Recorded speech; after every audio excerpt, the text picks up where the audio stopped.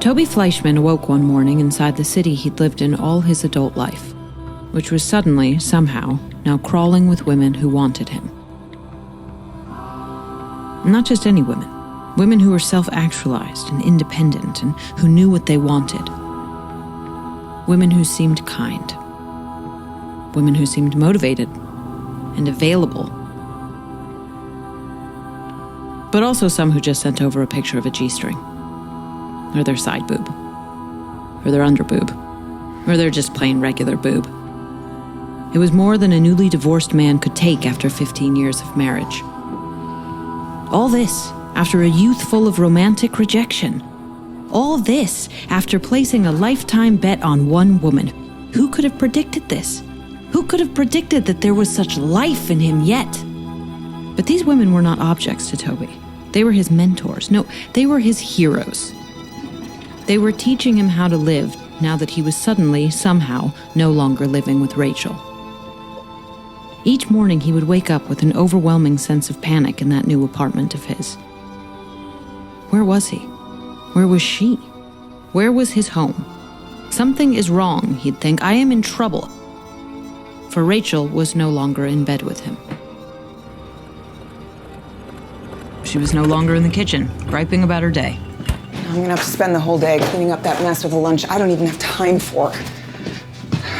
She was no longer just coming home from the gym, in a less black mood than usual. It was a disaster. It was a complete disaster. Maybe it'll be fine, I don't know. Oh, I'll be home late, so I'll need that prescription picked up. She was no longer applying a thick layer of black liquid eyeliner to her upper eyelid with the precision of an arthroscopy robot. The kids ready already? But on this particular morning, she was also not in the much nicer home that was just hers now. A spot opened up at that yoga thing I was trying to get into upstate Everglade. So, the kids are with you, FYI.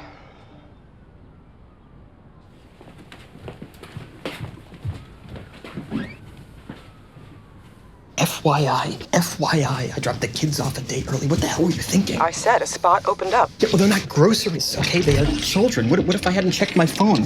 What if I hadn't called into the hospital in the middle of the night? Well, that didn't happen, right? Good news. Well, I have plans tonight, all right? I'm not supposed to have them until tomorrow.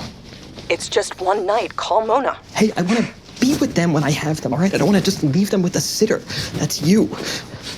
Wow. I didn't think you could say anything shittier than you said last night. You should have been this aggressive in your career. Okay, that's very nice. Very mature. They went back and forth like that for a while. All the while, Toby tried to remember exactly what he'd said last night that was so bad. But he couldn't remember. I just can't believe you would do that to the kids, like waking them up like that. I have to secure my oxygen mask, before theirs. Of course, your oxygen. I forgot. Listen, it's been a hard month. I just need some me time. All of your time is you time, Rachel. These days, he only ever said her name at the end of sentences. All right, I gotta go, okay? I'm running late now. Which was just as well, because his boner was gone.